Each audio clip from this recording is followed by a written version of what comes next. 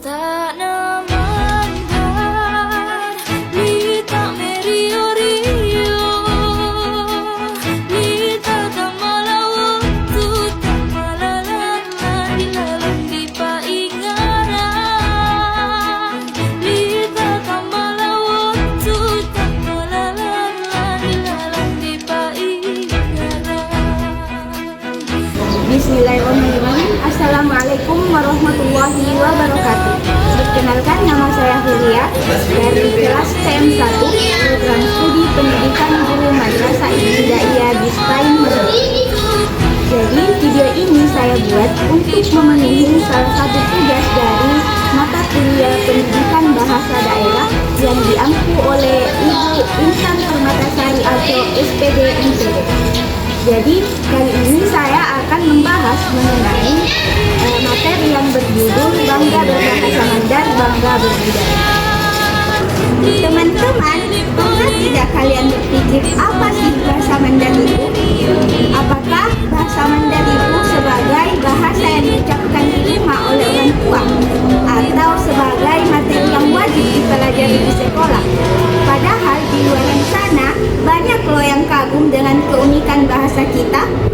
Jadi bahasa Mandar merupakan bahasa yang dituturkan oleh suku Mandar, yaitu suku asli yang mayoritas mendiami wilayah Provinsi Sulawesi Barat, sebenarnya Kabupaten Majene, Mamuju, dan Polewali Mandar. Luar biasa bukan? Di sini kita akan belajar bersama mengapa kita seharusnya bangga berbahasa Mandar dan bangga berbudaya. Di sini kita akan melihat bagaimana cara kita sebagai generasi muda untuk menjaga dan melestarikan bahasa Mandar agar tidak ditelan zaman. Mari kita mulai.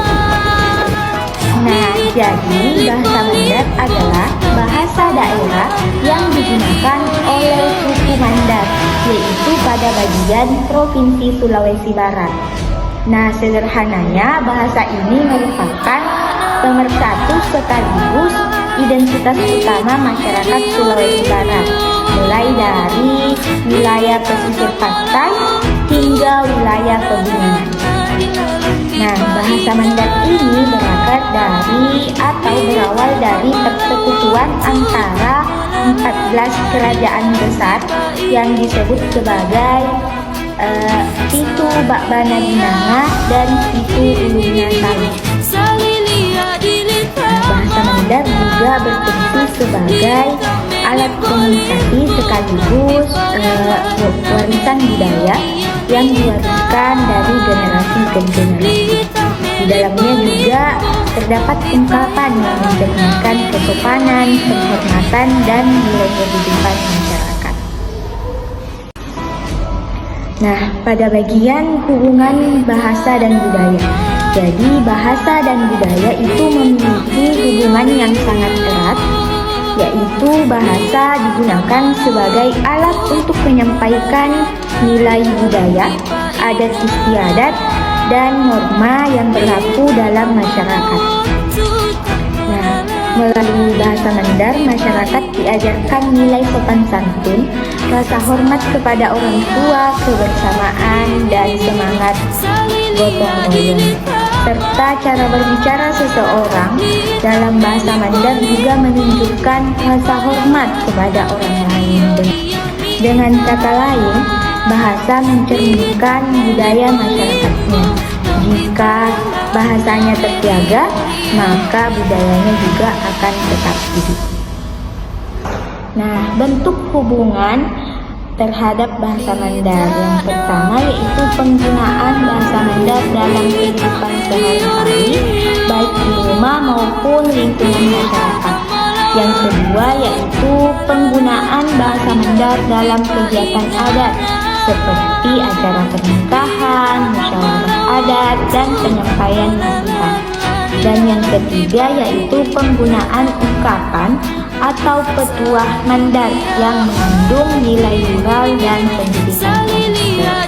Nah, hal ini menunjukkan bahwa bahasa Mandar tidak dapat dipisahkan dari kehidupan budaya masyarakat. Jadi contoh yang bisa saya berikan pada contoh budaya dan bahasa Mandar, yaitu seperti apa karewa yang artinya apa kabar, dan juga innanyola yang artinya kamu mau kemana. Dan untuk pada contoh budaya Mandar seperti sayang katudu, lipak sakbe,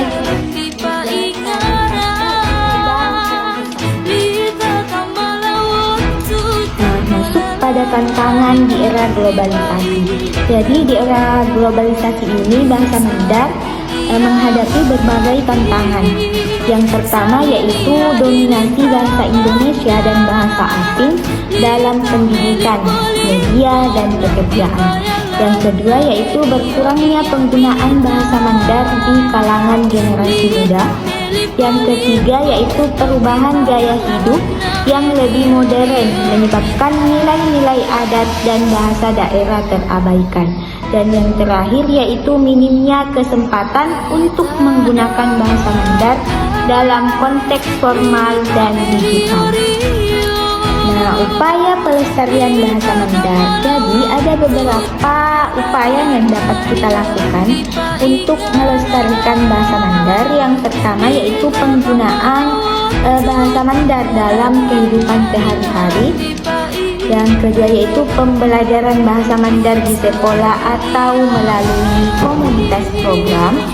Yang ketiga yaitu dokumentasi sastra lisan seperti pantun, cerita rakyat dalam bentuk buku, rekaman, atau digital.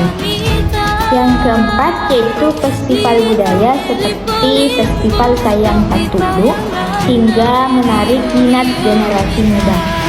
Yang keempat yaitu pemanfaatan media digital seperti YouTube, Instagram, TikTok, yaitu untuk menyebarkan konten bahasa dan budaya Mandar. Dan yang terakhir yaitu kebijakan pemerintah daerah yang mendukung penggunaan bahasa daerah dalam administrasi dan pendidikan. Jadi, dari pembahasan yang saya sampaikan dapat disimpulkan bahwa bahasa Mandar merupakan bagian terpenting dari budaya masyarakat Mandar, di mana bahasa Mandar tidak hanya berfungsi sebagai alat komunikasi, tetapi juga sebagai sarana untuk menjaga nilai adat dan identitas daerah.